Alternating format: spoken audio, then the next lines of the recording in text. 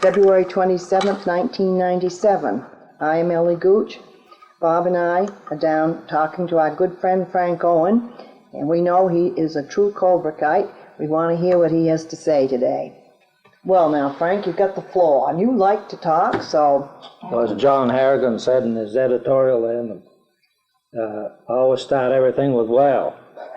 So, well, I was born on Friday, June 13th, 1924. Okay, now I'm just going to stop this. Okay, so Wait a 19... minute, we want to rewind it, then just, will you start? No. Oh, just keep it going. Well, anyway, my grandfather, Earl Fuller, he was the only grandfather I ever knew, and he always called me Friday, you know, when I was a little kid, you know. And of course, Edmund, my older brother, he was 3 years older than I was, and he'd be going somewhere, and I'd want to go, and then my mother'd say, no, you couldn't go. And I'd say, oh, yeah, I'm born on Friday the 13th. That's unlucky. That's why. That's why it calls you Friday. Oh, yeah. I never heard that before. Yeah. It's cute, yeah. Yeah, and then... Were you born at home, Frank, or did you go to the hospital? No, we was all born all your boys were born on 9 Monadnock Street. 9 Monadnock Right. Street.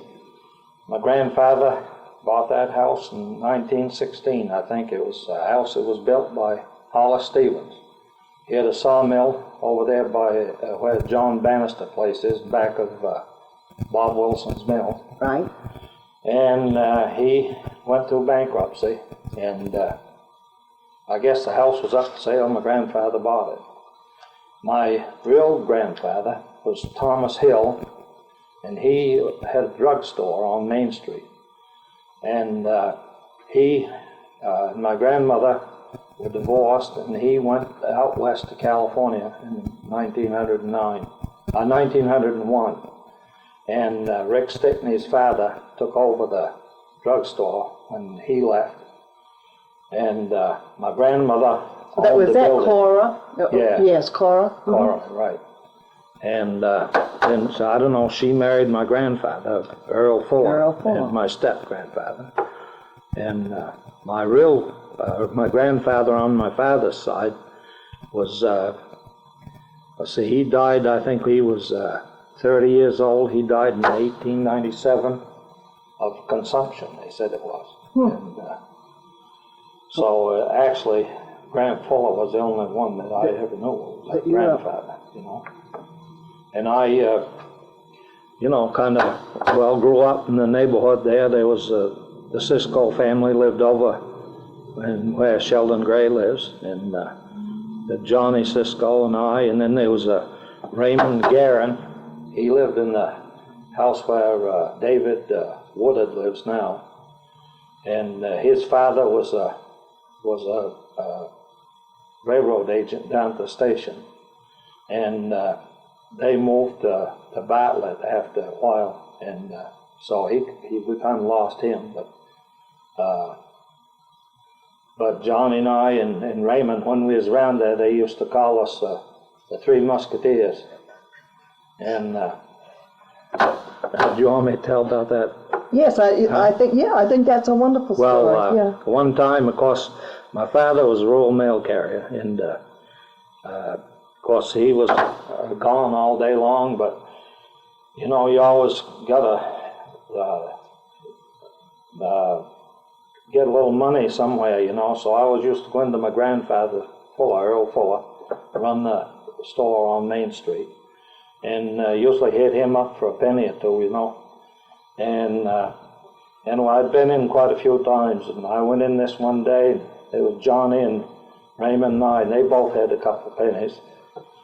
And went in and asked my grandfather, and he said no. So I went up to Farmers and Traders Bank, and I knew I had some money in the savings account there. And so I went in, and I went up to and I said, does Frank Owen have an account in here? And they said, well, yes, they thought so. And I said, well, I want to draw out 2 cents. And they said, oh, well, you can't do that. Well, Lyman Lombard was in there. He come over and he said, Frank says, you don't want to draw out your money out of the bank. He says, here, and he gave me 2 cents. So I went out we bought some licorice, I think it was. Well, Yeah. go I ahead. was gonna say, your early schooling was the old schoolhouse across the street from the school now? Yeah, right, yeah, You went all grammar school years there? Right. 8th grade too? yeah, 1 through 8? right. There's one thing I've always wanted to ask anyone that went to school there. Did you ever use that tunnel fire escape? Oh, yes, yes. It We was used to have every, fire drill. it was actually used, and I thought it was just for a case of emergency. but No, never. we used to have fire drills at least a couple times a year. Mhm. And then, before they put a plug over the door down there, why, we used to crawl up there and slide down too. Okay, it really was used. Oh, yeah. At least for practice, yeah, fire drill purpose. They had there was a bar across the door, and you'd grab that bar and scoop right down. And usually, the two big boys were down to foot. They had to catch you, so make sure you wouldn't fall down. Well, nobody ever poured molasses or anything down in there, did they, Frank? Not that I know of. Okay. We've heard that story. They love to tell us that. Who does? I mean, People. I never. Well, no, you'd know. Of course you'd know, but I don't know who told that. I don't remember. We've always heard that Yeah. one is a little prank. You know, Yeah. it was a little prank. Well, maybe they did, you know. Well, that they- was there, you know, before I. Yeah. Oh, Before my time, Oh, you know. I know. Did Yeah. you have any teachers that we might have heard of through the years that were kind of prominent teachers in Colebrook? Well, my first grade teacher was I think it was Miss Nichols. Mhm. And then the second grade teacher was Geraldine Perkins. Okay, that's what I was mentioning, Geraldine Perkins. She was okay. Geraldine Marshall. You was had her then, okay. Right. Goodness. And then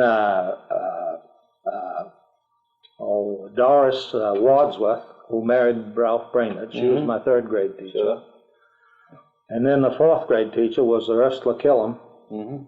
And Did she become George? Was she- yes, she married Andrew George. Okay. And she was, you know, she was something like my wife Claire, I guess. You didn't pull off anything with her.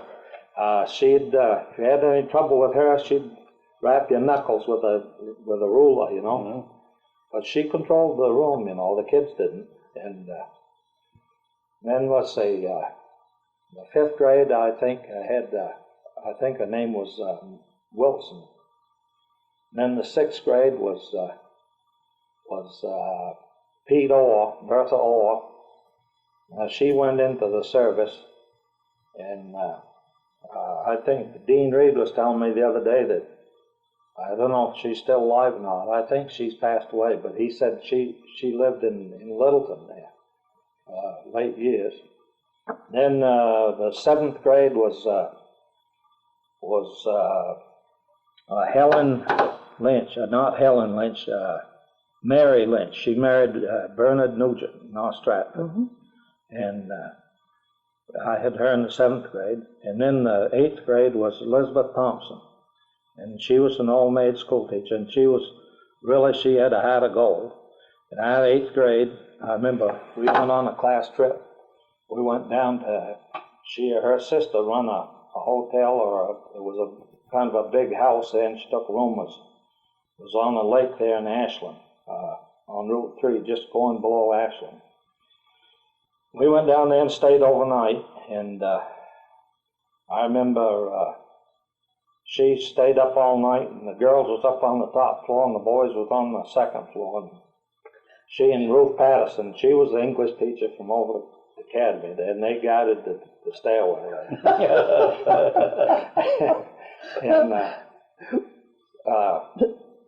And another thing, one time when Johnny Cisco and Raymond Guerin and I, Uncle Ernest Royal that was Carroll, and he was his grandfather. He lived over on Colby Street, where Dick Hughes lives now. And he had a hen house down back. Well, we was out there, and Johnny Cisco had a dog. And I don't know, we thought it'd be a good idea to, crawled into the hen house and took eggs, and we'd break them, feed them to his dog.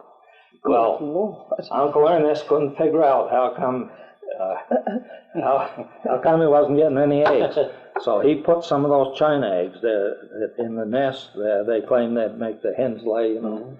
And he put some China eggs in the hen. He couldn't figure out where he couldn't get. And anyway, I was coming out of the thing then had an egg in my pocket and it busted. Oh, yeah. And I went home, and my mother met me right at the door. And she says, "You been on Uncle Ernest's hen house?"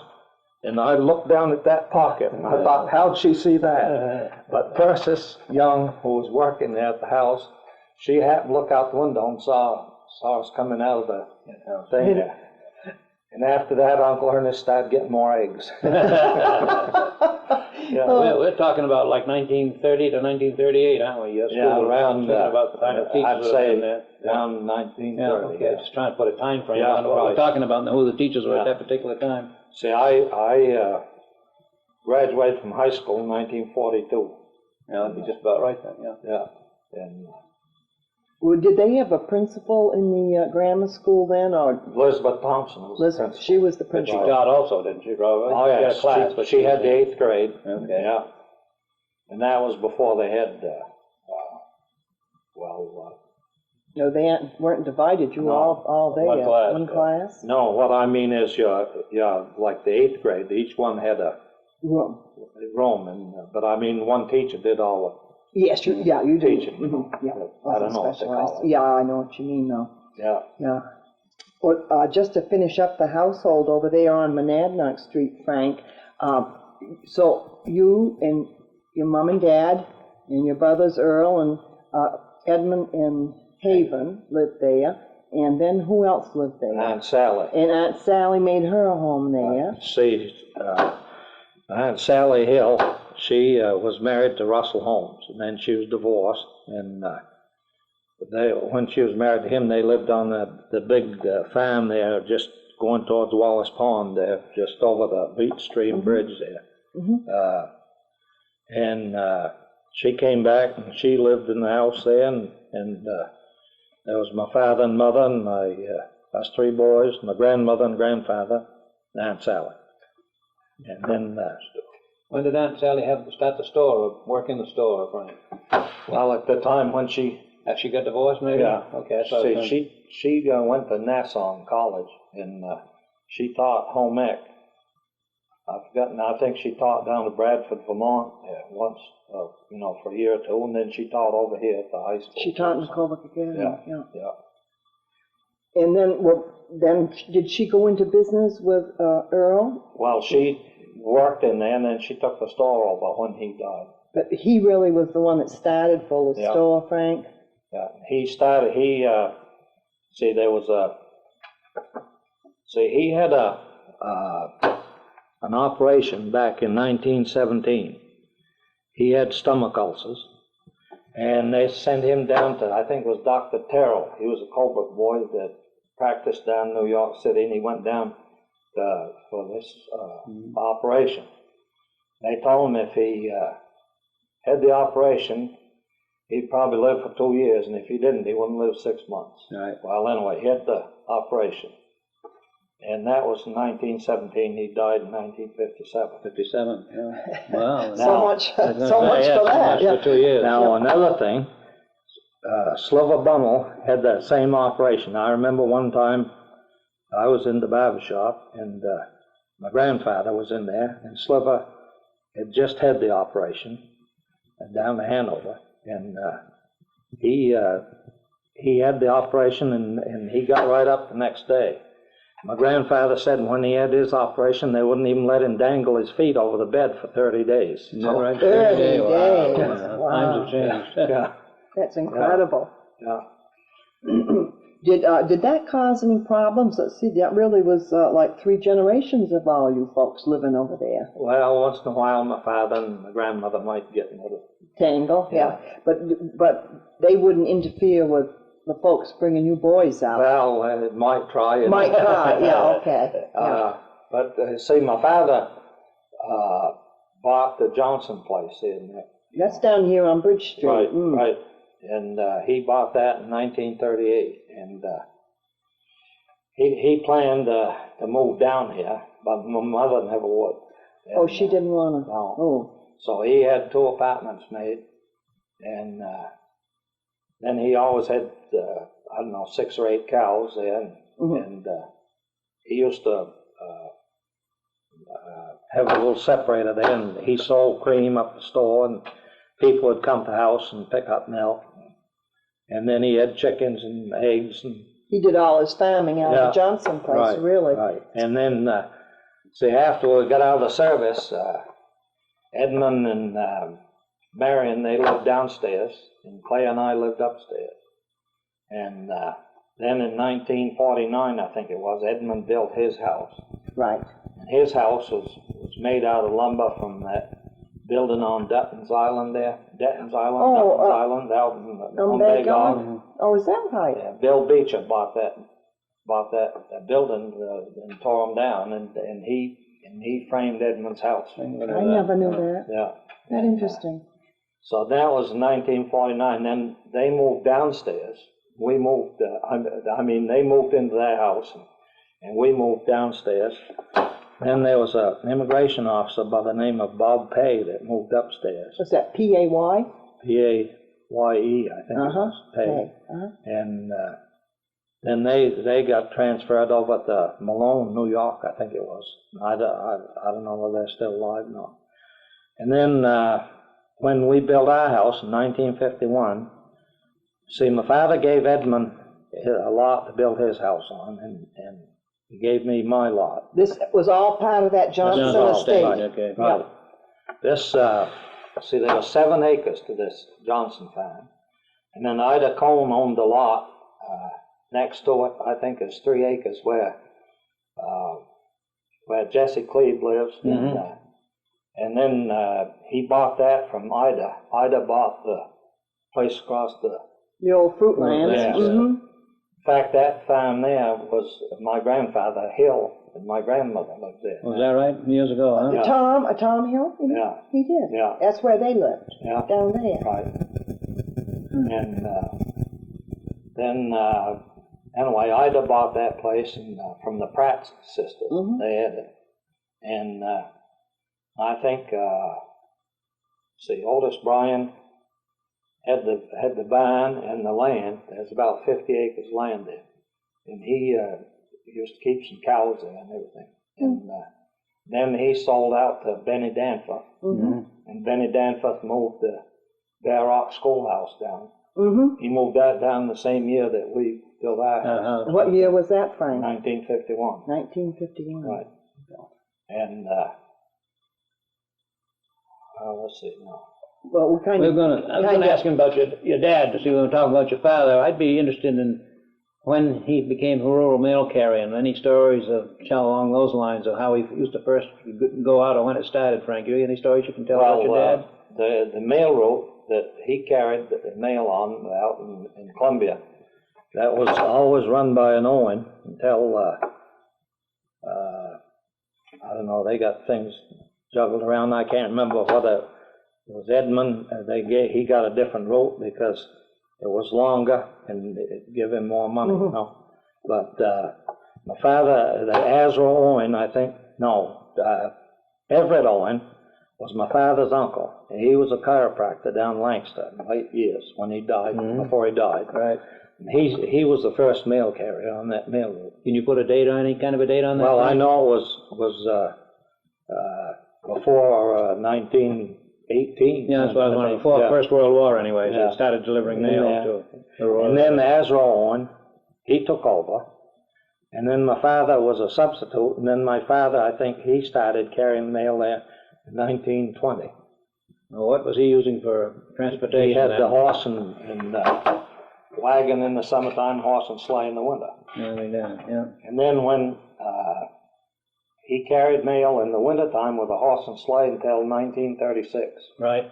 He bought a Plymouth car then. He had a Model T Ford, and in 1929 he bought a Whippet from Lester Brackett, who was up there where Lewis and Woodard's garage is now.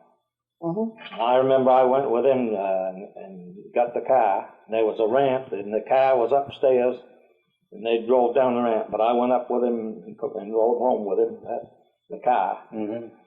And he carried in the summertime with the car, and then in the wintertime either the horse and sleigh or horse and wagon, whatever, depending on the mud or not. Right. And then, as I say, in 1936, he bought a Plymouth. He kept that car. Of course, the war came along, and he kept that car, I think, until 1948. Good Lord. Right. Yeah. Yeah. Now, was the post office in those days went on Main Street? Yeah, it was in where Was it Hallmark or somewhere in there? no, it was in where Francis. Oh, the Syntec. Right. Fine, okay. See, there was my grandfather's store was on one side of the building, and the post office was the other Oh, side. okay, okay. And there was a stairway went down, cellar and doors went in between. Okay. Now, see, my grandmother owned the building where Brainerd's drugstore was. Mm-hmm. Then after a while, Ralph, he bought that building, John Marshall owned it. Right. He bought that building and he moved his drugstore over there, and my grandfather moved into the building there that, Family owned. Yeah. Yeah, family owned. Yeah. Hmm. So then your dad was a mail, did the mail, and then Eddie, then Edmund took over. did he take over right after your father? Well, he started carrying, I think, when my father was When your still- father was yeah. still doing it too? Yeah. So, But in those days too, there was no delivery around town, was there? No. You had to go to the post office to Right. get your mail if you lived Right. in town, but Yeah. if you lived out. yeah. Hmm. Well, that's Then, interesting. see now, I went to high school. Right. And I never was much of a student. I was kind of lazy, I guess. Well, you were kind of a little imp, weren't you? I mean, you kind of fooled around, Yeah. didn't you, Frank, Well- a little bit? I don't know, I always heard you did, I don't Well, know. I kind of would gaze out the window instead of studying. Studying. But anyhow, you went to school, 4 Yeah. years there. Yeah, and then I went in the service, and I was in the Navy for 2 years and a half, and Did you I go got right married. in right after high school? No, when I was a senior, along in April, Shumway Marshall came to see me, and he said he used to do milk testing around the different farmers. He'd go around and pick up samples and test the milk, and then figure out whether a cow was making milk, making money for the farmer or not, And he wanted to know if I'd take his job over, because he was going to give it up. Well, anyway, I went with him and went down to Conway. He had 2 counties that he was doing of these farmers there, and picking the samples up. And I went down with him, and was with him. He took Lucille down. That's when they bought Abbott Dairy down there. Right. And that was in 1942. Mm-hmm. Well, I didn't really like that business there. You'd go around and you'd stay at the different farms, and one place, like Dr. Remick down there in Tamworth, you'd go and stay at that place, and he had a beautiful home, and you'd be up in the guest room. The next place, you might be sleeping out in the woodshed or something. I don't know. You never know what you're going to end up with, did No, you? I'm kind of a homeboy. Yeah. Yeah, I bet you were a little homesick too to be down there, Oh, probably. Then Then I got a chance to go to work for Whiting Milk Company, and they got me a deferment, and I started in working down there, and then I got sick of all the other fellows going, and I was standing there testing milk and doing the quality work, and so I told the draft board I didn't want to be deferred anymore, and I went in the service, and I think it was July 1st, 1943. would you call that enlisting in the Navy? You were in the Well, Navy. they had openings in the Navy at that time, so Yeah, I get it. yeah. I get it. And then after, I started going with Claire that year before I went in the service, and she had to wait till I got out of high school. She came up here in 1941. She came, yeah. And anyway, we started going together, and we got married in 1944. And when Edmund got married, he got married in April. We got married June 10th, and I had a week leave when he got married, and when I got married, I had to do it on a weekend pass. My wife's never forgiven me for that. No, Week off for Edmund, but it doesn't weekend seem pass for you. fair. It really doesn't Yeah. seem fair. And, so then, well, after the war, I thought I'd worked in, well, I worked in George Cummins' store during going to school on weekends, and then also in Royal store. I worked in there quite a bit, and when I was going to school, and so I talked with Harry Alls. I said I'd like to someday maybe have a grocery store of my own, you know. Now, see, Harry Alls, of course, was son-in-law of Ernest Royal, right. and he started that store. Right. That it was IGA, I guess. Right, It was a IGA. store yeah, right there yeah. on Main Street. Right, and they used to have some, you know, do a big business back in those days. Surely. You know?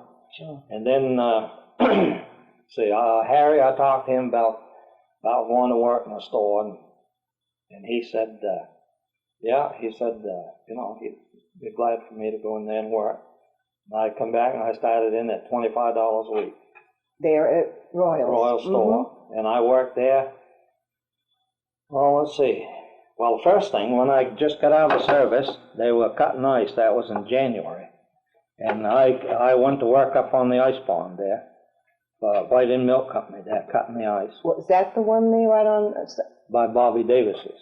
Oh, out there. Yeah. Yeah. And see, White End used to get their ice at Noyce's Pond, where Bobby Davis is. Right. And Hood Company, they always cut theirs up on Lombard's Pond, up going up South Hill. Right. And but anyway, I worked there for a couple of weeks until it was, you know, they got through with that. And then I went to work in the store there for Harry. But they were still cutting ice back after Oh, yeah. 1942 up there, huh? Yeah. I'm surprised they were cutting it that late. Oh yeah. And see, what they used to do, like to cool the milk, was they had a tank of water, and they had a pump there, and they had a cooler thing, you know, where the ice water would go through. And they'd keep running that pump there, and the water would go through, and the milk would come in, and it would go through that cooler. And then when I first went down there, they were shipping it out by tank car, you know, railroad. Railroad, yeah. And Edinstone trucking. they had two big tanks in each end of the car. Hmm. Then they started in going by tank truck. Mm. And so, well, anyway, I was working there for about This is in Royal Store. right, Mm. and I was worked in there about a year. And one day Ernest Cadd came in, and he said that Bob Johnson, who was Ernest Cadd was the manager of Public Service Company, and Bob Johnson was the meter man, and he was going to go to Bethlehem, transferred down there, going to be the manager down there, and he wanted to know if I'd consider going to work for them. So I had an interview with him, and I went to work for For them. public service, yeah. I worked for them from 1947 till 1955. Hmm. And then I went to work for Mutual Omaha in insurance, and I sold insurance for them until about 1976. I had my license till about 1988, but they changed our general agent there. They changed that, and they've changed all, and there was instead of having a general agency, it was a company office, and you were just a number, and you. Yeah, the funding gone out of that. Right. So I bought me a tractor and started cutting roadsides, and so I'd do that, and then and in 1965 I bought a woodlot from Harry Alls, hardscrabble. Well, my grandfather Fuller, he always told me, he says, you know, someday, he says, you ought to have yourself a woodlot. He says that's a good thing to have, you know. So anyway, I spoke to Harry one time. I said, I'd like to buy a woodlot. Well, he says, why don't you buy my lot up hardscrabble? I said, what do you want for it? Oh, he says, we'll think about it. Well, went on, and I could ask him. He said, well, we'll think about it. Well, what he'd done, see, in 1960, he sold the stumpage rights on that lot to Shirley Colville in Pittsburgh. He had 5 years to get the timber off. And in 1963, Shirley sold the wood to Reuben Washburn. Right. And they cut the lot, and they, in 19, I think it was that in 64, 65. Mhm. And then the time run out on July 1st, and that right after July 1st, Harry come to see me, and he says, let's go up and look at that lot. So, and so I bought that lot then. That's about 145 acres. Then I didn't know where the blinds were on that or anything. And I didn't know if I had a right of way up there or not, but there was a town road subject to gates and bars that runs up through there. Well, anyway, I spoke to Carmine Hicks about getting the right of way, and he said, well, he didn't know. He'd think about it. Stopped there one day, and he said, I said, Carmine, I said, how about that right of way up there? Well, he says, I got a chance to sell this time, he said, and he says, so I don't want to give any right of way. I says, well, wouldn't sell that piece of land from the road up that goes up to mine to me, would you? Well, he says, you probably wouldn't pay the price. And I says, well, I'd have to if I got it, wouldn't I? He said, well, yeah, I suppose so.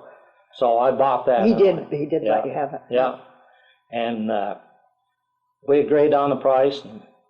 And well, he said at first, he said, you ought to have so much an acre. So I said, all right. I went down to see Donald, my son-in-law, Donald Placey, and he said, he says, you want to just set a price. He said, don't. You have to fool around, get it surveyed and everything. So Yeah. I went up to see him, and he gave me a figure. It was less than what I'd... What you had in mind. right. Yeah. And anyway, I bought it, and the next day I saw him on the street, and he says, well, I've been thinking over it. Went up to Walsh's, Tom Walsh, he was a lawyer then.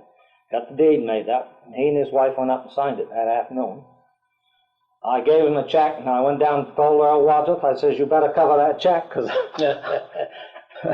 So, Waddy and I always got along pretty good. Let's say Waddy was president of the Colbert Bank. Yes. You got along. The Bank. Colbert Bank. Absolutely. The bank. My Hicks again, yeah. Yeah, on Carmine Hicks, see, we had a deal, and I gave him a check and everything. The next day, he said, he got to thinking about it, and he said that he thought that we ought to have that surveyed and so much an acre. And I said, well, Carmine, I says, we've made the deal, we've signed the papers, but I said you was good enough to sell it to me, so I'll be good enough to, that's okay with me. So anyway, went up, and he said, we didn't measure that up. Well, he went up, and he didn't know any more about measuring than I did. So anyway, I got hold of Don Dyer. He was the surveyor around here then, and he surveyed the lot. Come out to the end that Carmine really should have paid me back $9, but I let it go. But you were the big sport, yeah. Isn't that funny the way it worked out? Yeah. Yeah. So, And so really you have done a lot up there at that wood lot, haven't you, yeah, Frank? I've cut enough wood off it to pay my taxes. Of course, when I bought it, it had been clear cut. It was all, but there was a lot of small trees starting in, and Yeah. it doesn't take long for them to grow. No, it doesn't really. These people worry so much about this clear cutting, and if you don't do too big an area, I think it's a good forest practice. You do, So, Frank, Yeah. because there is a lot of discussion about that. Oh, yes. They can't quite make up their minds. Yeah. So you did all that. Well, just to kind of talk about that public, so you left the IGA, then you finally went with public service. Right. And was there electricity all around in the area at that time, Frank? Yeah, of course, they did, before 1939, before New Hampshire Electric Co-op came in. There wasn't any lights outside the rural area, out in the rural areas. At all? No, there was all, like the Route 3, they had the lights up and down Route 3. Yeah. And out on the Mohawk. Right. And up as far as the Cummins Farm. Okay. And, down to, I think down as far as Orville Trask House down on the There were valley. lights.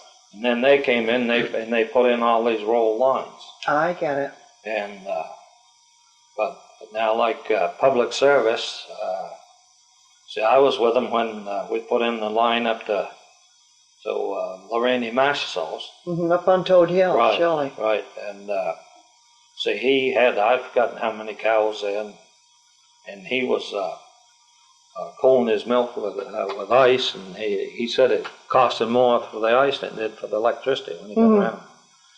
But he signed a contract for 5 years. He had to pay, seems though, this was back in the late 40s, and it seems though he was paying like $21 a month, which was a lot of money back then. But if he used all his consumption for a year, then that contract was canceled, and he paid just for what he used. Right. After that. Yeah, I understand. The same way up Canaan Hill. Now they run up there to Doggy Phillips's and Freddie Cameron's place, Right. and Dan Beans, and up in there. And you were involved in that one? Well, I mean, I was reading the meters, and as I said, I wasn't a lineman or anything, but if they needed some help to run in some wire or something, why, Yeah. You didn't like to climb the pole, no, right? sir. No. Was Hap Colby working then? Hap Colby and Gerald Dudley and Stubby Center. And let's see. Sure. Stubby was a serviceman, and there was Happy Colby and Dudley and George LeBar when I went there. Right. And then, George went to California, and then, I think George Glidden, he went to work there. George had been working for the telephone company, and they laid off some people, and he got laid off, and he went to work there for them, and then he went back to the telephone company. Right. And Well, that seems hard to believe today that, didn't have electricity in these areas.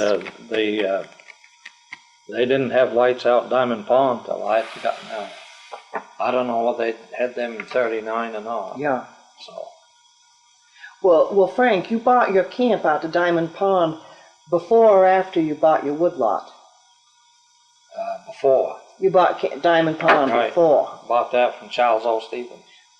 Well, when you were a boy, you used to go out to Diamond Pond a lot. My grandfather Fuller and my Uncle Ernest Royal owned the camp together. That Together? Carolyn and Hughes, yeah. and now Bud Hulson owns it. Right.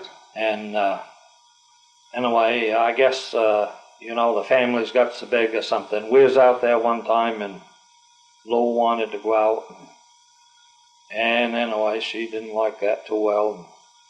So Uncle Ernest, he came, my grandfather, and he said, "Well, Earl," he said, "I think the families are getting too big," and he said, "I'll either buy or sell." And my grandfather said, "Well, I better sell."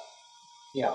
Well, it's hard to share Right. property like that. So anyway, that's. But before that, like you spent we quite used a to go bit out of there, time. and we'd spend a couple of weeks in the summer out there. Stay right out there. So it was kind of like going home for you in a way when you bought your camp out there, yeah. Diamond. Right next door and everything. Yeah. It is right next door. Yeah, and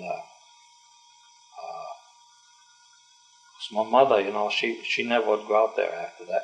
No, she did. That was it. After that, sold that, she never would go out. Didn't seem sane. Not until after I bought our camp. Yeah. She went out. Yeah, your mother was still alive then. Yeah. I remember Lynn calling. She was babysitting, and she called so excited about you people buying that camp. Oh yeah. Oh, you'll never guess. And of course, it took a lot of work for that camp to get it going. Who owned that before you folks? Well, Charles O. Charles O. Now I've got the deed to that camp that Charles O. Old Charles O. There used to be the town clerk. Right. He owned that camp and the camp that Charles O. owns now. Right. And he got that camp from Frank Baldwin for a Ford car. Is that right? Yeah. Isn't Frank Baldwin appears on almost every tape we've done? Oh, He yeah. was some man. He sure was. He was into everything. Yeah. Yeah. Never heard and so that's where you got that camp. Yeah. Yeah. anyway, that camp was the underpinning was all gone, and there wasn't a whole window in the place. The roof had caved in on the front porch was gone, and the side porch where the kitchen was, the roof was caved in there. And we'd been down to Wells Beach that summer, and for a couple of weeks, and that was around the 4th of July. And anyway, before school started, Claire said, well, Osborne rented Charles Oll's camp out there. She says, maybe we could rent that for a week and take the kids out there before school starts. So I asked him about it, and he said, sure, he'd rent it. So we went out there, and then she says, if we could buy that camp from him, we could just fix it up a little bit, and then the kids would have a place to change. They'd come out here and go swimming. Sure. Well, I asked him about it, and he said no, he wasn't going to. Well, he told me, he says, if you want any wood, need any kindling or anything, he says, just take it off in that camp, so I'm going to tear it down. And so anyway, Claire says, if we could buy that camp from him, we could have a place to change. So anyway, I spoke to him about it. No, he wasn't going to sell it, he was going to tear it down. Well, I mentioned that to his mother, and a couple of weeks later, and his mother was half-sister to my father. That was May Stevens. Right. And she said to me, she says, why don't you ask Charles Oll about that camp again? So I just brought it up, and he decided to sell it. So. And I bet you've never regretted it. No. No, you've done so much to it, and it's really worked out well for you, always. Yeah, we've had some good times with the Gooches and Stickneys. Well, we sure have had some good times out there with you folks. Yeah, There's no yeah. question. In the summer, and of course, your famous hunting parties. Weekends. Yeah. Oh, well, it was a good time then. Well, did anybody ever? Well, just going to ask you, Frank, if anybody in your hunting parties ever got a deer out at Diamond Pond. Well, yes, of course. I remember Ronnie Hughes got one. Ronnie got one at your camp when he was staying at your camp? Yeah, he was hunting over on Diamond Ridge there, I think, or Deadwater Ridge, I guess it was, up the northern end of the pond. And we was at the camp there. It was a nice afternoon, and I heard this gunshot, and somebody hollered, "Bring over a boat." I said, "I haven't got a boat." Says, "I've got a deer." I said, "We'll get a boat." I went up to Hamp Roy's and got his boat, went over and got this deer, brought it back, hung it up in the tree, and the rest of the fellows, when they come in, they says, "Who shot that dog out there?" That sounds typical. Oh, God. Yeah, so. That was about the only one of your party, though, that ever... I got a deer one time when I was out the Arthur's camp there. Oh, you did? Yeah, just one, that's all. Well, The last deer I ever got, I got it with a 61 Chevrolet down to Stratford Hollow. I remember that because you gave us some of it. Yeah. It was wonderful. Yeah, I remember yeah. that, yeah. Did you ever get snowed in out there when you get out there? Not me, but Kyle Randall and Arthur Hughes, and I think Ralph Brainerd was out there, and some of them. That was in 1943, 44. No, 43. It was in, I think it was November. And I remember the weekend because that was the weekend I got engaged. And they went out there hunting, and they staying at Arthur's camp. And it started snowing. I was in the Navy then. I was stationed down at the Portsmouth Naval Hospital. And Bill Hounsell was the headmaster at the high school here, and he was moving to Dover, had a job down there. And Glenn Haynes and Neil McAllister were moving him down. Glenn had his milk truck there, and they were moving the furniture down. And I was riding down with them. And they were just starting to snow when we left Colebrook that afternoon. Well, the next night, I tried to call up Claire, And they said the line's all down up here. They'd had this awful snowstorm. Well, Carl and those fellows out there, they said they just couldn't see. It was just daylight, just dark. It snowed all the time. And when they finally got up to the road, the only thing that they could see the car was the aerial. Is that right? Yeah. Good Lord. I had to believe it. And Roger Vaughn, he was a pharmacist there for Ralph Brainerd. He was out there with him, and Roger, his wife Jenny, saw Skinny Norris on the street. She said, well, I hear the boys are snowed in out to the pond there. Well, Skinny says, I guess they get in if they want to. He says, they just sent Fry Holden in for some more liquor. Roger never went hunting again. That's a good story. Oh, that's a great one, yeah. Oh, See, Roger there, he moved from here down to Falmouth, I think, or Yarmouth. He had drugstores that had one in Gray and one in one of those towns, either Yarmouth or Falmouth or something. right. Well, Frank, we should also say we had some great times out there. We used to skidoo out to your camp. Had some great times. And there was just one time that I ever remember that we went skating out there.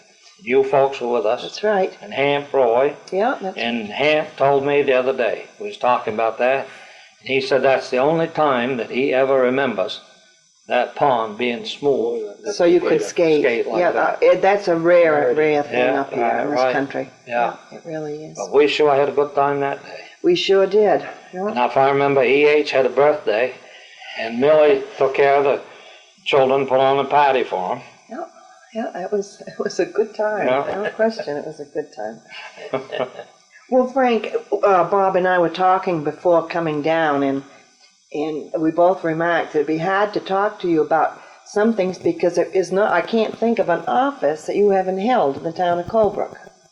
Well, Is there anything you have not held? Oh, I was a civil defense director for. I've got that right down here, civil defense, and that was important during the Cold War. yeah. We had. We got a field hospital up stored up the county farm. Yes. We had water drums and candy and stuff stored around at the balsams and over the school And of course, Dr. Kelly, he had a real shelter. Yeah. And Dr. Gifford. Yeah. No, everybody was very alarmed over this all. Yeah. And did the government insist that each town have something like this, or how was that? I don't know. They recommended it, and they had this. And you had, yeah. And so I don't know if it amounted to too much, but. Well, thank heavens we didn't have to find out. I know. Yeah. Do we still have that now? Do we have a civil defense? I have no idea. I don't either. But that was big. Then I got you down here. Now, I know, of course, that you were a selectman. See, I was on the school board for 6 years. I've got school board down here, but I didn't know when you were on I there. took, let's see, I was on the school board, I think, from 69 till 75, I think. And then, one day, Fred King stopped me and he said, I'm not going to run for selectman this year. And he said, why don't you run? And so I said, well, I don't know. Well, I started, I think we was going down to Claire's mother's there or something. There was about the last day you could sign up. And I started down there, and then I thought, I might just well try it. So come back and signed up anyway. Oh, now, And I was selectman for 13 years. for 13, now, I have here you were on in 1975, am I? About 76, I think. 76 Yeah. is really, and then you were on, And then, I was on, you'd go for 3, so 76, that'd be 79, 82, 85. Anyway, I know the last time I run, I forgot now just when it was, but I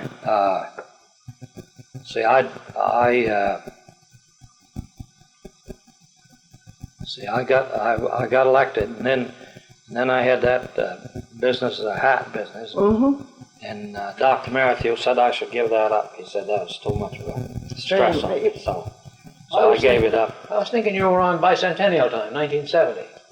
No. You weren't, okay. No, but you know, No, in 76 I was on. At 76, a national. Yes, now maybe it was 75.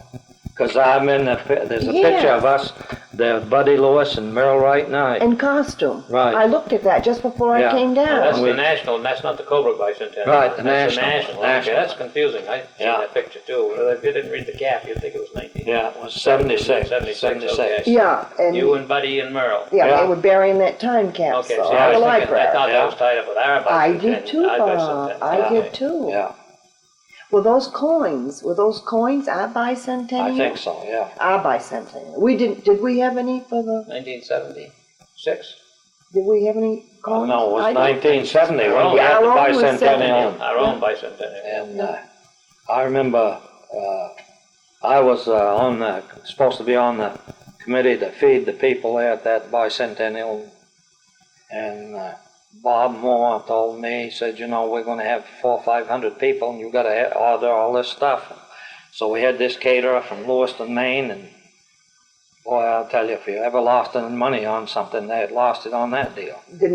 Didn't have more than 45, 50 people that went there to eat. No Great big kidding. long tent with tables there and all set up and everything. And Well, that must have been about the only thing that wasn't a sellout. Oh, yeah. Because everything else was just Oh, yeah. humming. Just Yeah. humming. That was a really big time for the Yeah. town of Colebrook.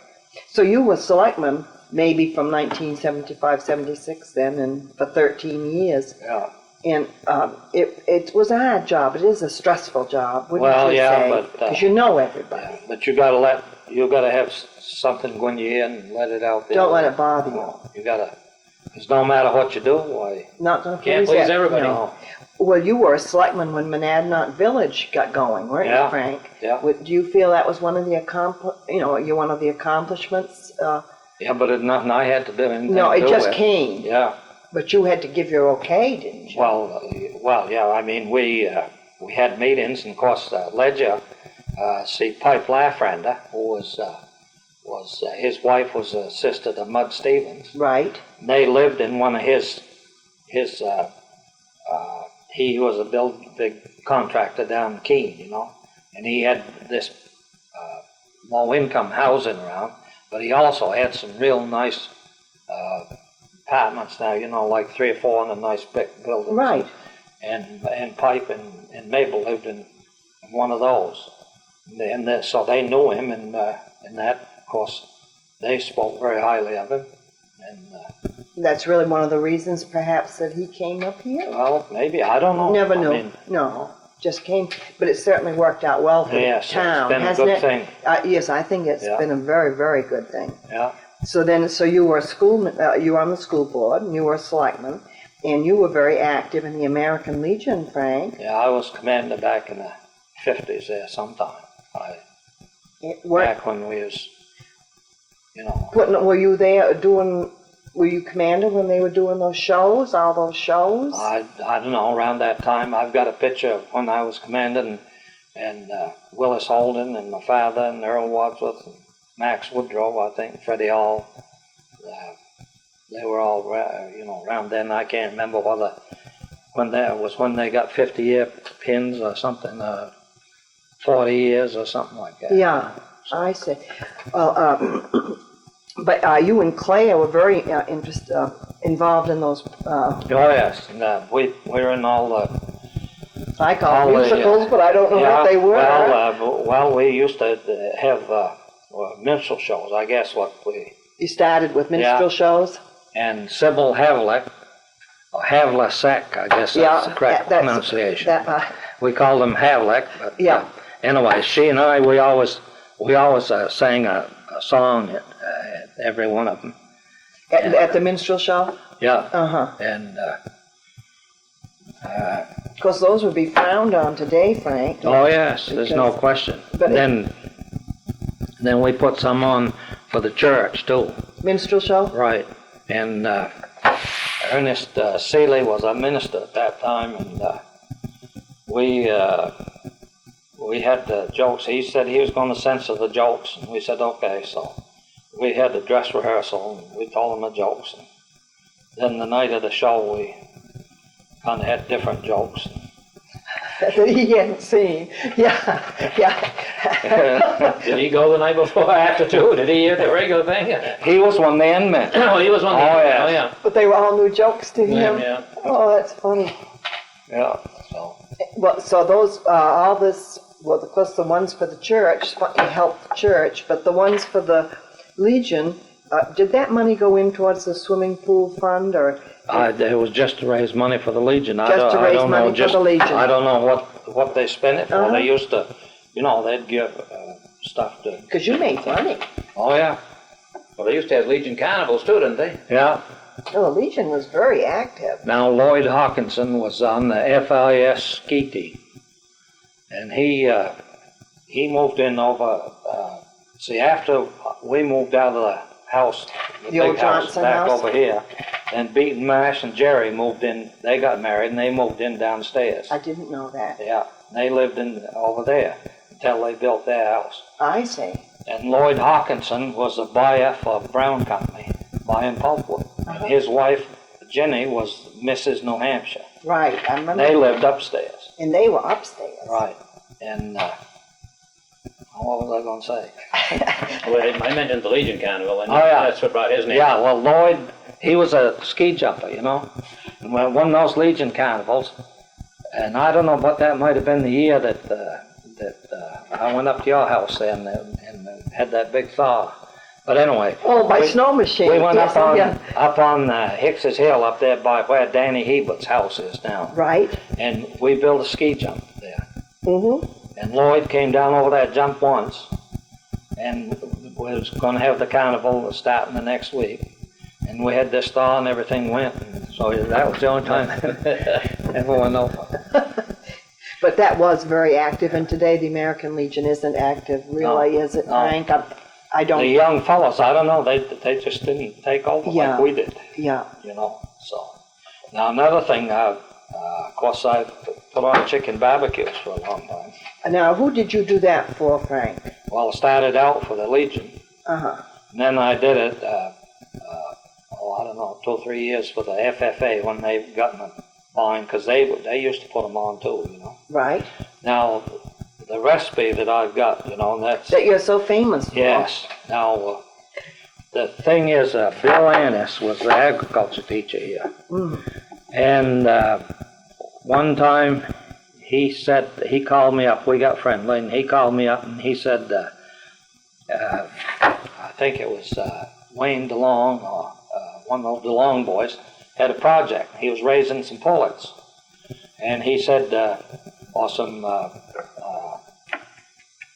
male, for broilers there, Mm-hmm. He says, what do you say we buy them and dress them off, and then we'll have some chicken, freeze them up. I said, fine. So we went and we bought the chickens or whatever they are, and Broilers, I guess. we dressed them off and put them in the freezer. Right. Well, then, we was going to have a cookout. That was in January. I think it was January 20th, and it was 20 below zero. And anyway, we had it at my house and had the grill set up on the back porch.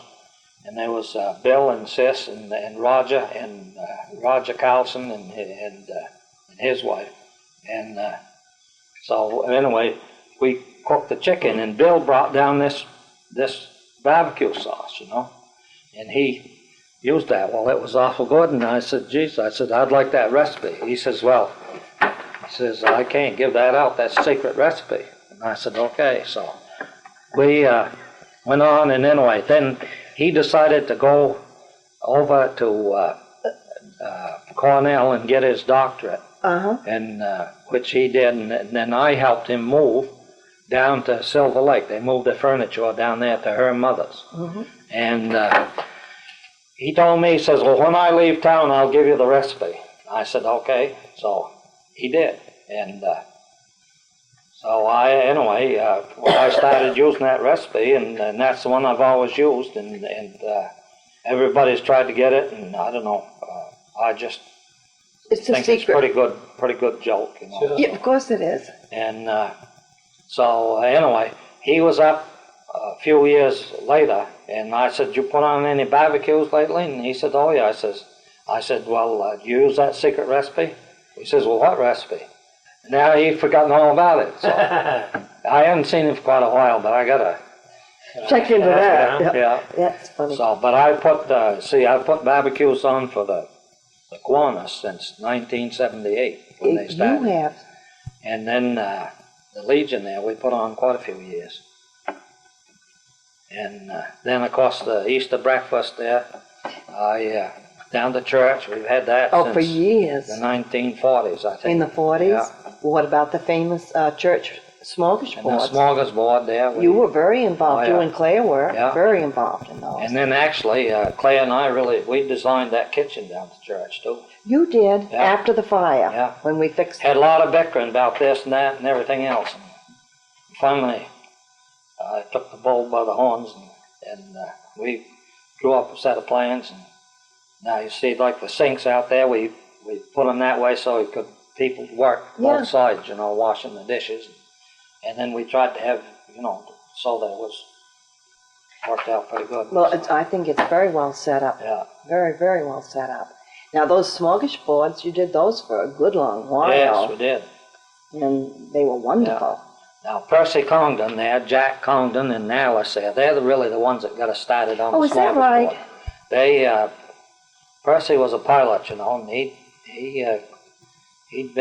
claimed he'd flown over to Sweden around there or something, and he knew all about this and had these recipes. And anyway, they're the ones that got us started on that. And then we just took over. Well, I can't remember when they stopped, but we haven't had them now for a few years. No. But got so that the people that had always done them thought they'd done it long Yeah, enough, and right. then there was nobody else that wanted to take it over because it was a lot of work. That's right. Also, it got so cost was prohibitive. Oh, yeah. Excuse me, you had to charge a price that would Right. seem exorbitant to anyone that really wanted to Yeah. come. That's Right. true. That Yeah. was the thing that Yeah. you wanted to Let's have see. a regular menu. Or, See, we used to have 3 set-ins. We had 5, 6, and 7. And we'd have a complete setup for each set-in there. So that if you got to the 7 o'clock, or you'd have the same. You were. Yeah. So, well, it's well then, Frank, you also besides let me see, I think you were very involved in the Masons. Yeah. Did you do I some of got- those? Go up the ladder Well, I or didn't whatever? go up too far. No, not too far. But Claire, did she go up in Eastern Star? Did she take Yes, those she was. seats? Claire was. She was a grand officer. She was Grand Roof back in the 50s. Yeah. Now, see, Edmund, George LaBar, Jarvis Lewis, and I, we all took our 3rd degree on the same night. The same night. That was on June 13th on my birthday in 1946. You have a marvelous memory for And dates. but I can't remember what happened yesterday. That's all right. You don't have to know everything. And I remember that because that was my birthday. Yeah. And so anyway, and then George started in. He went through the chairs. He was master. And then Edmund was master. And then I was master. And then Beaton. And then Jarvis after that. But Edmund, he was installed as master of the lodge. And the very next day he had to leave. He got called back in the Korean War. That's right. He had to return. And I filled his chair that year, and then the next year for myself. And I was master again, I think, in 57. And then he wanted to be, he said he wanted to serve a year, so he was the master in 58. And that was the last time of any master served more than 1 year. Right. Since then they've had Just a 1 year yeah, time. Yeah. And now another thing, when George LaBar and I was working for public service, Edmund came in with this Navy recruiter, and he said, you fellas ought to sign up for the reserves. He said, if you sign up, you'll keep your rate. And he said, if there's a war comes, came in, George LaBar and I was working public service, and Edmund came in with this Navy recruiter, and he told us we ought to join the reserves, and we'd be the last to be called, and we'd all this stuff, and we'd keep our rate and everything. Well, we said we guess they went to war again, why we'd probably would get our rate and everything. So anyway, we didn't sign up. And afterwards, he wished he didn't too, because he got caught. He was the first one to go. So, Well, let's see, that was the Korean, wasn't it? Korean War, right? Yeah. Yeah. But let me see, what else, before we just said that, what did we just got on to here? Oh, the Masons, we've been talking about the Masons. And the church, Frank, certainly, you've been active down at the Congregational Church. You've had about every office there, I believe. Well, I guess so. I don't know if I've done much, but I think you've done a lot. I mean, you certainly... One thing I remember about the church down there is, Ruth Duke Lewis and Pamela were getting married. And church, that was when we was talking about painting it, And the inside. Right. And Faye Vaughn and I said, we're going to go paint the church. And the women said, you aren't going to paint that church because you'll never get it done before that wedding. Now, you're not going to do it. Well, we said, we are. Said, if we do it now, we're going to have to get it done. So we went down to Parkus and we bought some lumber, and we made a staging that would go right over the pews? The pews, and put it on big casters. And so we started, and we washed all the ceiling, the walls, and everything. And then we started painting, and we painted it.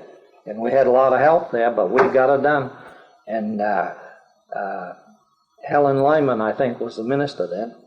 And we'd be painting Sunday morning, and when church started, we'd sit down in the back pew till church was over, and then start in again. We got it done, so. Yeah. Well, they had to eat their words, those women. They knew how to get you to do it, I think. I think that was a little psychological thing there.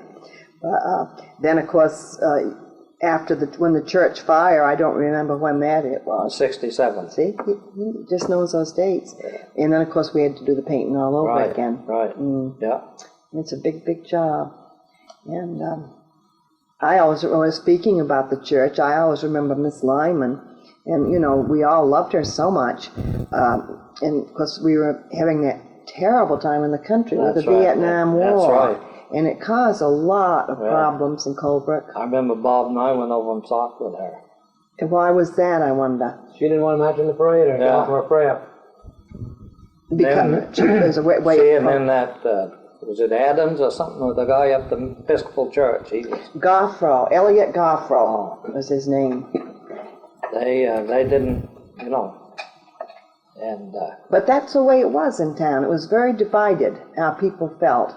Well, yeah, but it wasn't divided enough for what the town hall was full when they went, and finally she and this other minister came, but they wouldn't let them talk. So. Is that right? Right. I've forgotten that, Frank. And was that the trouble there with the church? When we had the trouble with remember Eldon and. That's when Eldon retired. Eldon Corbett. It was over the Vietnam War and Miss Lyman. Yeah. He pulled out. Remember They went up the the church up there. And I remember right there at annual meeting, he said how he felt. He thought Miss Lyman was a good woman, but he didn't approve of her stand.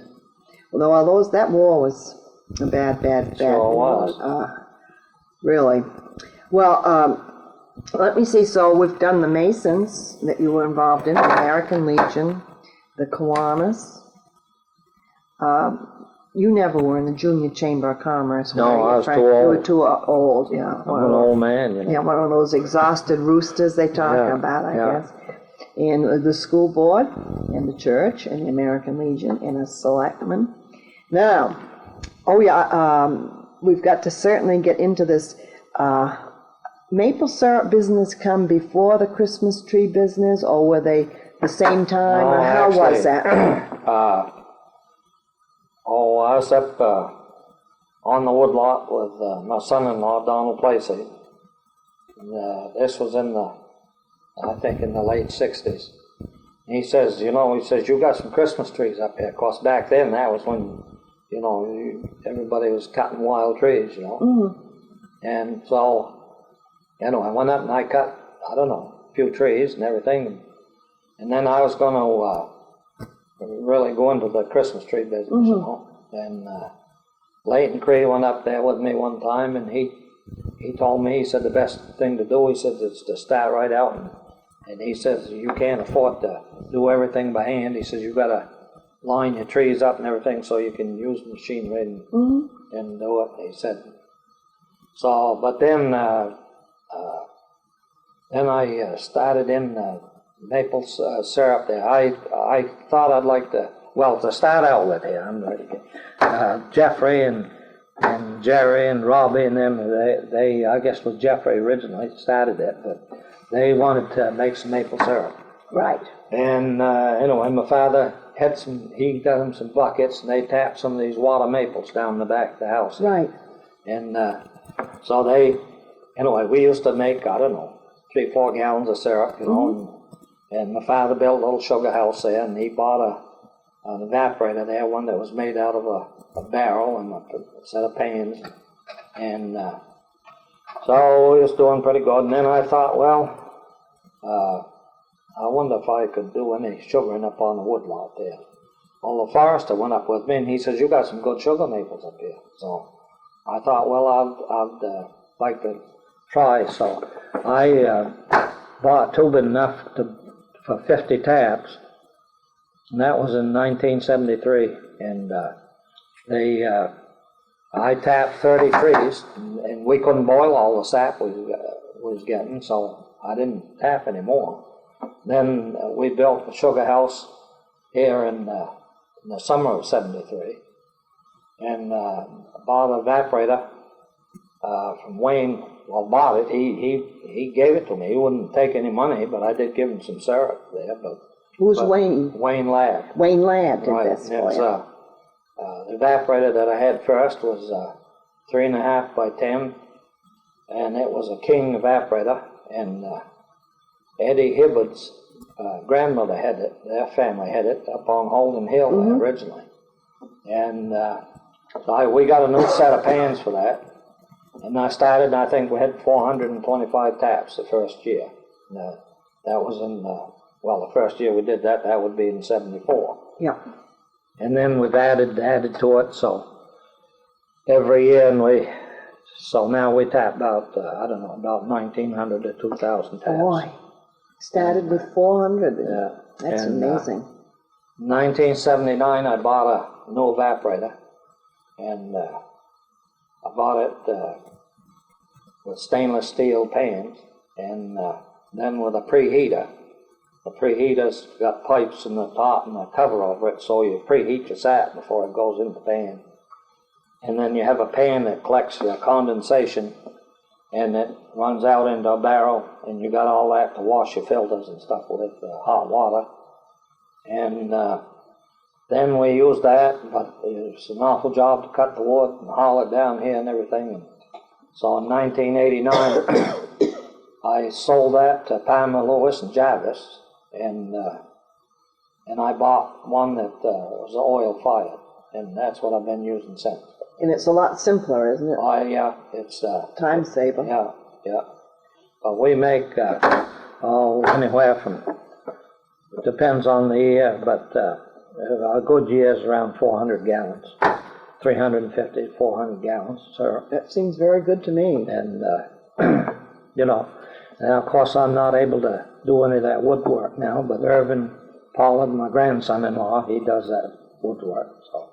But you ship your syrup all around, don't you, Frank? Yeah. I've a lot of years I don't have enough to fill my orders. I have to buy some from some of the other fellows that are into. If I can get it locally, I buy it locally. Local. Yeah. So that's really been a wonderful thing for you, is the only Christmas trees I have now are these ones right in the back of the house. So. Well, didn't you supply some trees for the balsams this year? Yeah, they come down and got 6, I think. Isn't that kind of a feather in your cap? That's pretty nice. Well, I don't know, probably. You think your son Jerry had something to do with that, you mean? I don't know. All I know is that they came and asked him if I had any trees, and he thought so, and I was away, and they come down. He says, go down, if you want some, go down and get them. So they did. They got sick. The other fellows around didn't have trees big enough for them. My trees, are getting pretty big now, so. Yeah, yeah. Are you planting new ones all the time Yeah, out back? didn't plant any last year, Yeah. but the year before. You did? Your lot looks a little emptier out there than usual. Yes, so- that's right. Which is a good sign of a prosperous businessman, I would say. Well, yeah, but in another year, there won't be much to be prosperous No, about. that's true. Well, and then you did trim the highway for years, didn't Yeah, you? from 75 till, I don't know. There's glasses right in the left-hand cupboard there. Thank you.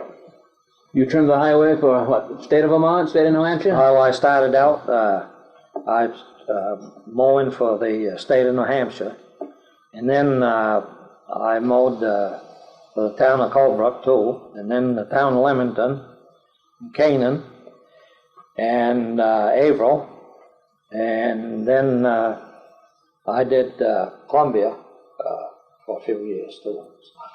So then I can't remember for sure. I haven't done that for 5 or 6 years. Yeah. But as I say, I bought my first tractor in 1976, and then in 1982, Claire was away, and I bought a 4-wheel drive tractor. And Are we supposed to read something into that? well, She came back and it was here. You might say I got hot lips and cold shoulder there. She didn't like that too well, but as it happened, my son-in-law got road agent up to Storestown, and he used the tractor to load sand there for us. And so, it paid for itself eventually. I'm still using the tractor, and well, like this summer, we got out 3 loads of logs and a load of hardwood pulp. Up on the hill, up in Hanscrabble. Right. And had a load of hardwood pulp and a load of softwood pulp. And I've got, 15, 20 logs up there now that's got the Goba couldn't take last fall, and I've got probably, at least a half a load of pulpwood. So if I get some decent weather, why, I could maybe get some more and maybe pay up some of my bills. Was that mowing job, Frank, was that a contract or by the hour? Well, by the hour. By the hour would have to be, because you Yeah. never know what your weather's going to be. And Right. probably didn't do it more than once a year or twice a season. Once a year. Once a season.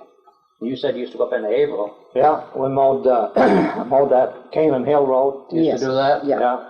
Then I mowed twice there. I mowed for Champion there, for Elmont Jackson in the In April? Little Averill in there. All around there.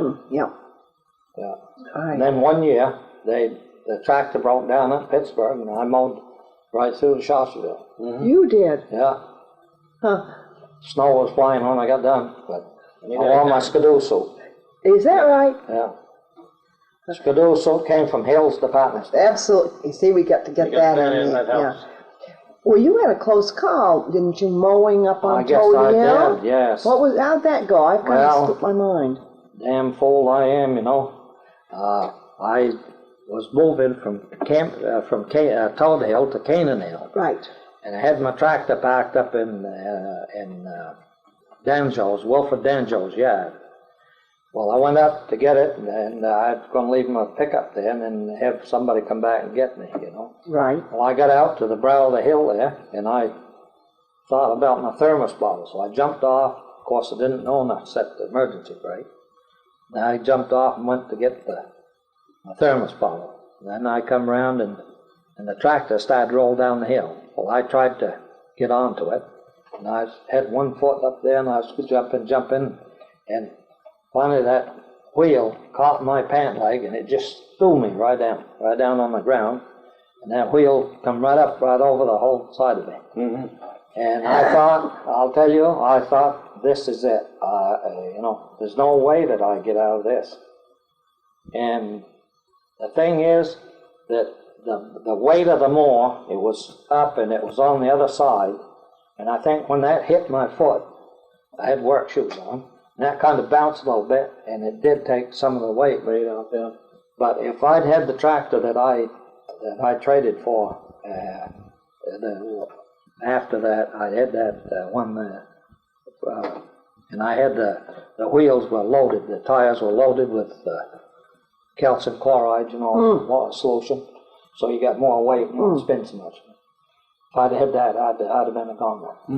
But and the tractor went down, and it went right through a little iron pipe fence he had there. Went right straight down over the bank, and it hit a fir tree about that big around, and it just knocked that tree right down, and it just went right down the tree, and it got right down to the edge of the brook, and it just stopped there. And my glasses were thrown 30 feet down the driveway. Good Lord. Didn't break them. I was pretty black and blue for a while out there. Well, did your life pass in front of your eyes? They Certainly say, did. you're always hearing people say that. I just figured, well, that's it, I just. Well, the Danjus didn't know anything about any of this. Well, I thought they were gone, see? Oh, but And then I started to get up, and Wolf had come running out, and he started hollering. He said, don't get up, don't get up. And he says, my wife's called the ambulance. And I didn't think they was there. And, well, I finally, I did. I got up, and he said, I said, would you take me over to the hospital? And he said, yes. I said, well, tell them not to send the ambulance over. I said, there's no need of it. So I went over, and they kept me there overnight. yeah, And then, that was about the closest call you had, Frank. yeah, that was in 1981, I think, September. I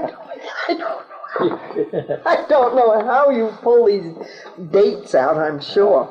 Well, I remember you telling about that, and we all marveled that you came out of that.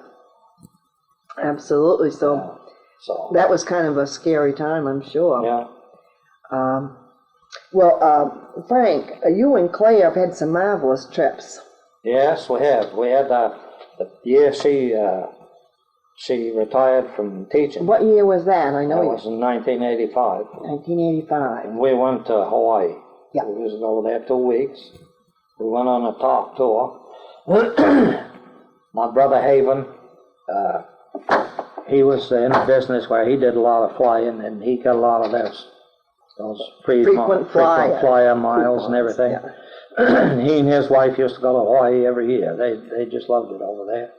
And anyway, I said to him, Clay and I are thinking about going to Hawaii. He said, I'll send you up some brochures, some books. And I said, okay. So Edmund came in one day, and the books on the table, and we was looking at them, and he said, talk tour there. He said, that's a trip the tour that guy that Gordon Ramsay, Gordon Banfield always goes on. Yeah. So anyway, talked to him. Oh yes, they wouldn't go with anything different. So we did. We went on that trip there. We had a real good time. Then 2 years later, we went on the Canyonlands trip. That was, we flew to Phoenix, and we went up the Grand Canyon, Flagstaff, Lake Powell, and flew into the Navajo Reservation, Monument Valley, and went to Zion National Park, and that one there that's got all the pretty things on it. Geysers? No, the things that are made out of sandstone there. You don't mean Rushmore? No, it's I don't know. oh, well, anyway, it's Bryce Canyon. Oh, Bryce Canyon. Okay. And then we ended up in Las Vegas. No, yeah. Yes, we did. Yes. Because you had been to Las Vegas earlier, Right. hadn't you? Yeah, I won a trip when I was selling insurance. I remember you going. 1959. We went to Las Vegas. We was out there 5 days. Yeah, Yeah. that was your first big trip. Yeah. That. Well, let's see. I was director for a day 2 years before that for the company. Then we went out to the home office there in Omaha. And I was there for 3-4 days. Right. And then so that was on the trips. Then after that trip, we went down a cruise down the St. Lawrence River. Yeah. And went out around the islands, but it was so rough that we couldn't land, so they took us into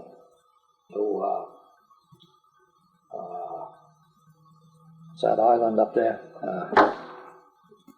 You know, that big island where Poirier is, and Oh, Prince Prince Edward. Edward Island. Yes. Yeah. Charlottetown and that Yeah, we area? went in there and they took us to a play and then we went around, come back up, ended up there, and then we went on. Let's see. Oh yeah, we went on the Canadian Northwest tour. We flew to Calgary, and picked up the tour there, and went to Banff and Lake Louise, up on the glaciers, and went over to Vancouver and Victoria, and down to Seattle and down the coast, down to San Francisco. Flew back from there. And then we went on a trip out to Wyoming. We flew to Rapid City, South Dakota, and picked up the tour there, and we went to Rushmore, and then went across to northern Wyoming, and over through to Yellowstone, and went to the Grand Tetons and Jackson Hole, and ended up down Salt Lake City. And then the last one we went on was to Alaska. That was 2 years ago. And was up there 2 weeks. We flew to Seattle and stayed there overnight. Then we flew to Fairbanks, spent a couple days there, and went down Paddle Wheel boat down the Yukon River, and come back up, and then we went by bus down to the park there, that big park there in Alaska. No, it's then we ended up in Anchorage, and Claire had an ulcerated tooth, so we spent the afternoon up in the emergency room in the hospital. The rest of them were flying small float planes out over the glaciers there. But, then we flew down to Juneau and went up to, I think it was a Mendenhall Glacier there. And then we went by boat up the Lynn Canal up to Skagway, up over through the pass, and then back down, and then we flew by small planes down over the glaciers back down to Juneau. And then we went on a boat, and then went up Glacier Bay, and spent a day up there, and then we went to Sitka and back down to Vancouver, and then a bus back to Seattle and flew back home from there. Yeah. Well, you went out to California once with Carol and Right. Dick, too. Yeah, Was that- that was, I think that was I can't remember for sure if that was the year that she died or not. She'd been to Hawaii with Philip, Yes. and she went into the hospital over there, emergency room, because That she was- had pains. Hawaii, yeah. And I think they told her that she had hiatus hernia or something like that. And anyway, we went out there, and we flew to San Francisco and rented a car, and we stayed in San Francisco a couple of days. Then we went up the coast, up the Napa Valley, and Castanova, I guess there's a glacier up there. It's just like Old Faithful, only not quite so spectacular, but Yeah, but similar, yeah. And we went in. It was just like driving into the back of a vineyard or somewhere, and they had this big tub there with the hot water in it there that they used to soak in there, you know. And then we went down to Pacific Grove, and my grandfather Fuller's nephew, was a doctor in Pacific Grove. He'd retired, and he took us across the valley, and we went to Yosemite. And I remember he said, well, he thought he'd take us in the south entrance, because he thought it'd be more spectacular. And anyway, we'd come in and, you know, we saw these trees. Well, they were trees. They were a lot bigger than our trees, but, you know, I couldn't see anything spectacular about that. And we got up come to this tunnel. We come through this tunnel, and we looked off.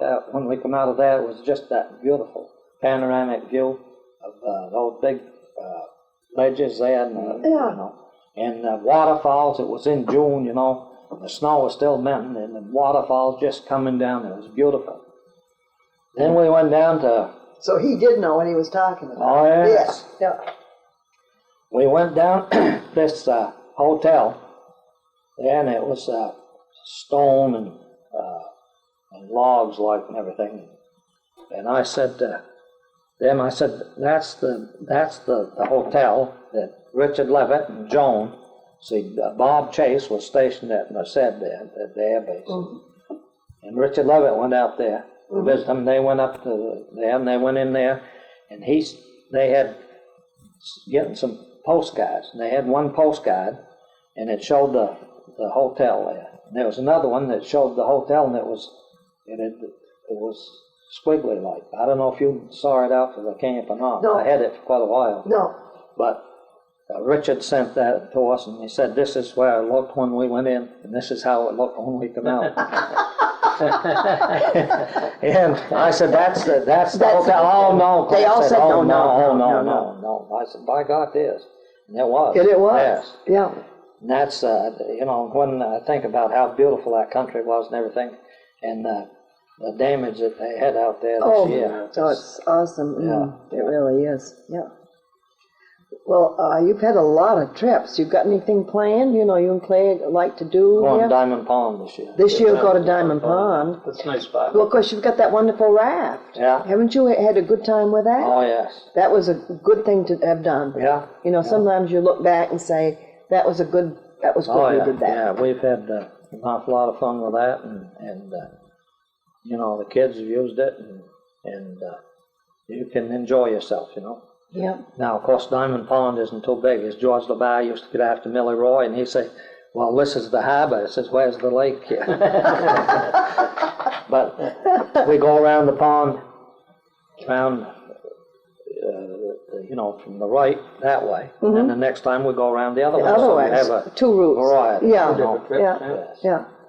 And you did a little fishing out there, I guess, the last year or Yeah, so, huh? yeah, we've Yeah. had pretty good luck. My neighbor, Loreno's there. Glenn, he's a fisherman, and hadn't been for him, I wouldn't caught any fish, but he knows how to catch them. Well, is he the fellow you stood up as best man Yes. for? Yeah. Yeah. I thought that was marvelous. Well, yes, yeah. And didn't they get married right on the I got married out on the barge. There were 6 of us tied up together out there. 6 different rafts? And you all hooked Tied together? right together, yeah. And, see, Brett Lyons did the ceremony. Oh, Justice of the Peace? Yeah, and after they got married and tied the knot and everything, then he took her in his arms and jumped in. They wanted me to, but I said I'm too old. I don't think you were too old. You're probably just smart. You didn't- Smart, yeah. Yeah, isn't that something? Yeah. And then you also participated in your granddaughter's Yes. wedding the same year, yeah. 1996. I felt very proud that That they would ask they asked, you. right. Absolutely. So, Of course, you're very fortunate, Frank, as are we, to have our children. Very handy, Bob. Yeah, it makes it Yes. nice. yeah, Because you know, Lynn and your daughter Lynn yeah. and Donald and their 3 girls. And then, of course, you've got Jerry right next door Yeah. here with Paulette. And they have 5 children. So we have How many grandchildren? 11. Because Jeffrey's down, where's Jeffrey? Well, he's in Banstead, lives in Banstead. Armstead, and he's got, He's got 3. Now there's, Lynn's the oldest, and she's got Darlene and Heather and Dawn. Now then there's Jerry. He married Paulette, and they have Jessica and Rebecca, and who those 2 girls are in college out in Wisconsin now. right? And then they have Jared and Justin and Ben. Yeah. And then Jeffrey he's the youngest, and he married Carol Hibbard, and they have Ryan and Jonathan and Brianna. And Brianna. Yeah. So, well, I know, of course, you've got two living, you must see quite Yeah. a little bit Oh, of, yeah. you know, and then, of course, you see Jeffrey Yeah. as well. I think you're lucky. We know we feel lucky. But, look, I was trying to think now. We've kind of covered the things that I've got written down Down there. here, but maybe you've got a few little stories you'd like to tell us, or anything that you'd like to say here? It's kind of... Can I add Yeah, historical? I'm gonna put this on stop and we'll talk for a minute. Well, Frank, I have a couple little questions for you, not relative to anything that we've been talking about, but you grew up and virtually have spent your entire life in Colebrook. Yeah. It really is a pretty good town. I think it's a wonderful place to grow up. Well, yeah.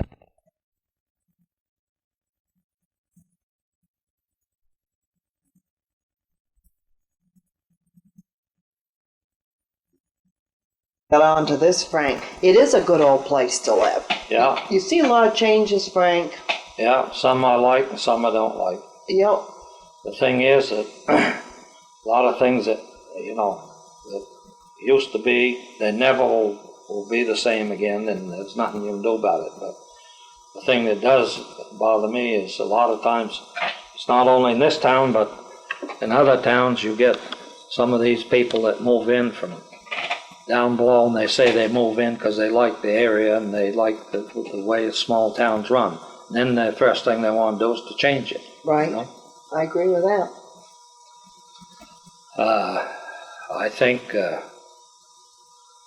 we got good schools, and I think we've got a good town government. I believe in the town manager system. You do, Frank. I was on the board there when we got that in, and Is that they right? tried to knock it out 2 or 3 times, but it's still there, and I still think it's a good system. You got a $1 million business, you got to have a manager, and you can't have part-time managers. I agree. I agree with you Right. completely.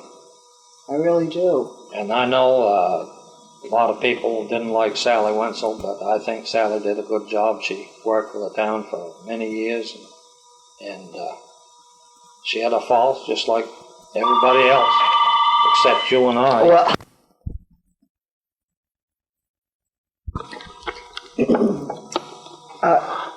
do you wish that you were just a young fella today growing up in Colebrook, or do you think when you were a young fellow really growing up in Colebrook it was better then or better now? Well, I think back then, we didn't have the problems we have today. No, we didn't.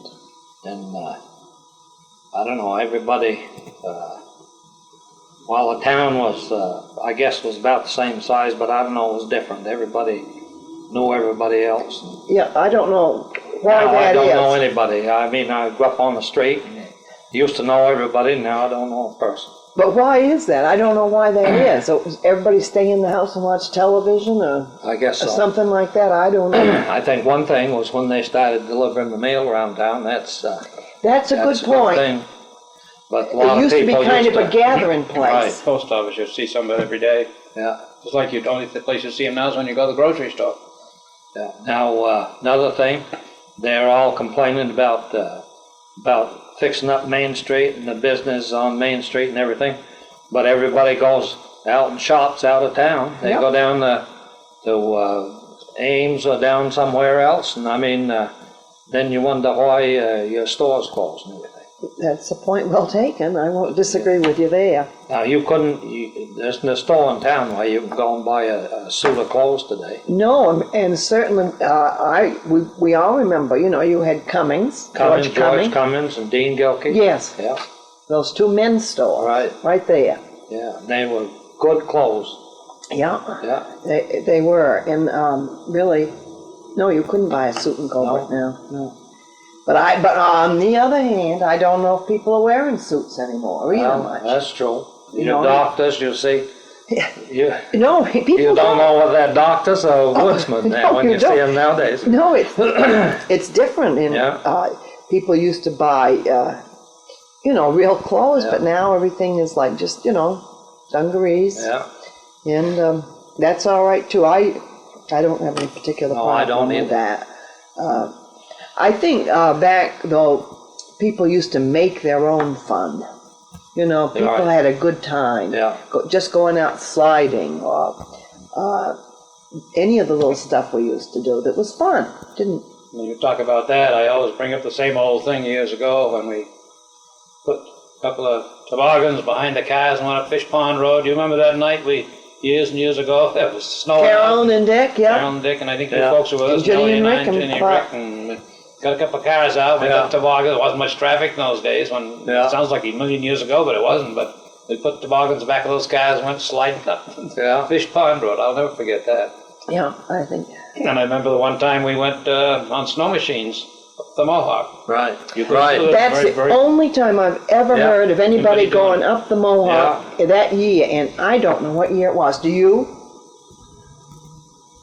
No, Clay and I was talking about that the other day. Sunday, we went out to Diamond Pond for lunch out Sure. to Reno's, and we was driving along there next to the river, and she says, you couldn't go up the river there in a snow machine today. No. We went on the way up to Bessie Eastman's, I Yeah. remember it. Right. They've never done that again, to my No. knowledge. No. That was the year that Tim Perry was born. That happened. Is Tim must be what, 26, At least 27 now, or yeah. is he got Close to be 30 30? years, close to 30 years ago, anyways. Yeah. Yeah, that was a good long. But those are little things you couldn't do today that you remember Right. back in. Right. Well, it's just like you're talking about skating on Diamond Pond, like Ham said, that once out to Wallace Pond. I don't only remember skating on Wallace Pond a couple of times since we've been here. The Yeah. ice of the conditions Yeah, have to I be think just we've right. been there twice. Yeah. Just twice. Well, these are the things you remember. You get used to the yearly occurrences, but when you do something special that you can't ordinarily do. Yeah. I remember one night, this was before I went in the service, and we was playing basketball. We had our town team there. I played a little bit. I never got many baskets, but I was in there a little bit, and they used to warm the bench up pretty good. And but there was Charlie Pease. He was cutting ice up on. I was working for White and Milk Company, and was cutting ice up on the Pond Noises Pond, and Charlie Pease was the night watchman. He had to go up, and he stayed in the camp up there and kept fires going, and they'd cut channels, where they'd cut these floats out of ice and pull them down there, and they'd have them all sawed out, and they'd take a needle bar and punch them, and they'd come apart, and then the lift there would take them up on the chain up, and they'd slide down onto the trucks. And anyway, he had to, if you didn't keep those channels open at night, the next morning it'd be all full of ice, It'd freeze right over. So he had a raft of ice there, and he'd go out and haul that back and forth every hour or so. And, To keep it, yeah. right. Well, we played basketball, and we was gonna go down to Dick's to have a party after the ball game. And I went with Charlie up to Noises Pond there to check the fire and everything before we went down. Well, it was snowing like the devil that night and blowing. And all I had on, I had my basketball shorts on, and a little light corduroy jacket said CA on it, And anyway, we got down there, and we got out into the field, and where they'd come with the trucks, they'd packed the snow down, and it was, packed up, and we slid off into there, and we was in there all over. Well, I tell you, the wind was blowing, and My couldn't see a heavens. thing. Well, finally we saw the snowplow coming, the lights coming, and Percy Clark was driving the plow, state plow, and he said, I can't go down there and pull you fellas out. He says, I can't get off the road. He says, we got roads pretty near plugged now. And he gave us a ride up to Hughes's turn up there. Uh-huh. And we walked over to Hughes's. In your little shorts. Yeah, well, I had a pair of pants over the shorts. Over the shorts, okay. But and we walked over there and called up Dick, and he came up to get us. Well, when they coming up through, the road was pretty near plugged after him coming up through there, and he got us, and we went back down there, and every road was plugged that night out of town the night before the night was over. I'll be darned. Yeah. That was the worst night, and I often think about that. Boy, we was lucky that we didn't freeze to death. Yeah, you know? I think you were lucky Yeah, you didn't freeze yeah. to death. The winters back then seemed a little worse than they have Yeah. recent times, Yeah. it seems to me. So, I don't know. Well, Frank, you got anything else you'd like to add here? Can't think of anything now. But Well, I do want to say we really appreciate talking to you. I've enjoyed it immensely, haven't you, Bob? Very nice. Very interesting and entertaining, and some good old Colebrook history we got here. Absolutely. Certainly, we've been friends with Frank and Claire many, many years, Yeah. and but I've learned a lot of. Things you didn't know. I thought I knew about everything. I discovered no, I didn't. Been immensely. It's been a lot of fun, Frank. And if we have any more questions, we surely will get in touch with you. sometime I'd like to borrow that tape and make a copy of it. You don't have to. We'll make you a copy. That we do that. That's part of the service. Yeah? Yeah. Well, And we have I it. thank you very much for that. I'll give you the tape fairly soon, but we probably won't get it transcribed right off. But I'll also give you a copy after we get it transcribed. Okay. I like to sit down and listen and then read it too at the Yeah. same time. It kind of helps. But I will say that of all people I've had any interviews with, your memory for those dates is the best of everybody's. Well, It's amazing to me, just amazing. my wife might tell you I was lying, but I don't think so. Well, we want to talk to Claire sometime, get her version of all this anyway. We'll be doing that. Well, Thank you, Frank. thank you very You're much. welcome.